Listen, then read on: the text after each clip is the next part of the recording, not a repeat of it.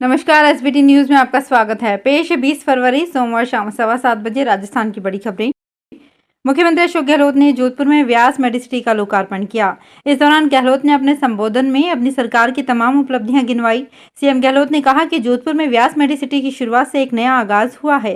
उन्होंने कहा कि हमारी सरकार बनते ही हमने निरोगी राजस्थान की शुरुआत की है।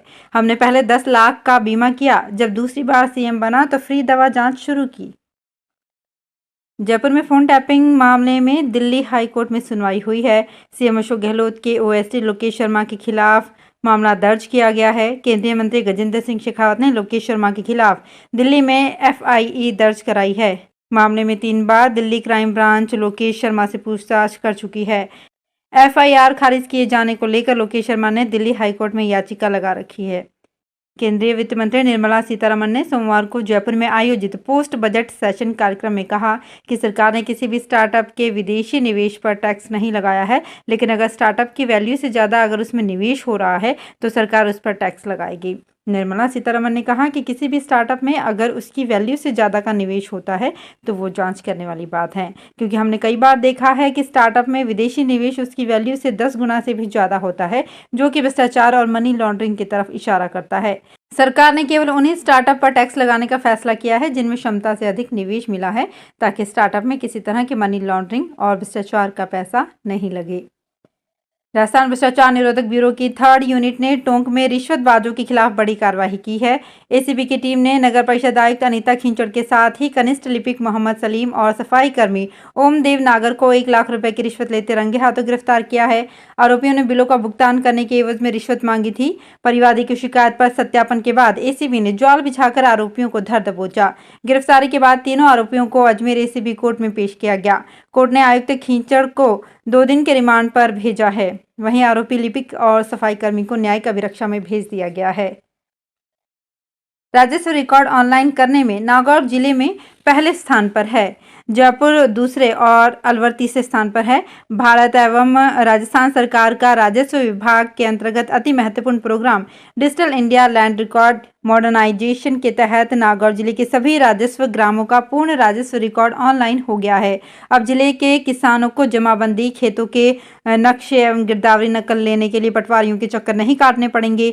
राजस्व रिकॉर्ड ऑनलाइन होने से अब आम काश्तकार घर बैठे जमाबंदी, खेतों के नक्शे एवं गिरदावरी नकल ऑनलाइन प्राप्त कर सकते हैं। हनुमानगढ़ जंक्शन में पावर ग्रिड कॉर्पोरेशन के ऑफिस से अज्ञात चोरों ने सामान चोरी कर लिया। चोर बाथरूम की खिड़की तोड़कर ऑफिस में घुसे और नल, सोलर प्लेट, पानी की मोटर सहित अन्य सामान चोरी करके ले गए। सुबह कर्मचारी ऑफिस पहुंचे तो चोरी का पता चला। जेईएन ने जंक्शन थाने में चोरी का मुकदमा दर्ज करवाया है। राजस्थान के पूर्व डिप्टी सीएम सचिन पायलट ने पीएम मोदी और ओवैसी पर जमकर निशाना साधा है।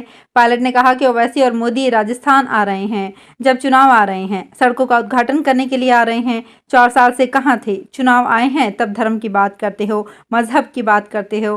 पायलट ने कहा चुनाव खत्म हो जाएंगे, ये लोग गायब हो जाएंगे। यहाँ हम सब बैठे हैं, सुख दुख के साथी हैं। चुनावी साल है, मेहनत कर सरकार बनाई थी। वो लोग दिल्ली में बैठक राज करना चाहते हैं, किसानों के विरोध कानून बनाए हैं, धर्म के नाम पर राजनीति करते हैं। 8 साल से राज कर रहे हैं, महंगाई को रोक तक नहीं पाए। सचिन पायलट ने आज श्री गंगानगर जिले में बाबा साहेब डॉक्टर भीमराव अंबेडकर की प्रतिमा अनावरण कार्यक्रम को संबोधित किया।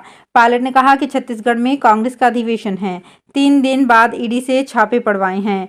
कांग्रेसी नेताओं पर कार्रवाई हो रही है। पूरा देश देख रहा है। मौका परस्त लोग जो भावनाओं को भड़काकर वोट लेकर राज कर रहे हैं।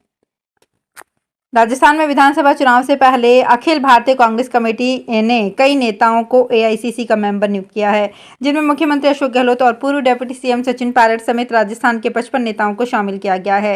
राजस्थान कांग्रेस के एक प्रवक्ता ने बताया कि नई नियुक्तियों में विधानसभा अध्यक्ष सीपी जोशी, राज्य इकाई के प्रमुख गोविंद सिंह डोटासरा, पूर्व केंद्रीय मंत्री जितेंद्र सिंह और गुजरात कांग्रेस कमेटी के प्रभारी रघु शर्मा शामिल हैं। दौसा के नवगठित साइबर थाने में पहला मुकदमा दर्ज हुआ है और मुकदमा दर्ज होने के 24 घंटे के भीतर ही पुलिस ने 3 आरोपियों को गिरफ्तार कर ऑनलाइन ठगी करने वाले गिरोह का खुलासा भी कर दिया है। आरोपियों ने पेटीएम हैक कर 1 लाख रुपए की ऑनलाइन ठगी की थी। साइबर थाना पुलिस के इंस्पेक्टर महेंद्र सिंह के मुताबिक 18 फरवरी को हापावास गाँव के रहने वाले ऋतु ध्वज ने मुकदमा दर्ज करवाया कि उसके पेटीएम से किसी अज्ञात व्यक्ति ने 1 लाख रुपए का ट्रांजैक्शन कर लिया है, जबकि उन्होंने किसी को ओटीपी भी नहीं दिया था। इसके बाद पुलिस ने धोखाधड़ी की धाराओं में मुकदमा दर्ज किया और पूरे मामले की जांच पड़ताल शुरू की।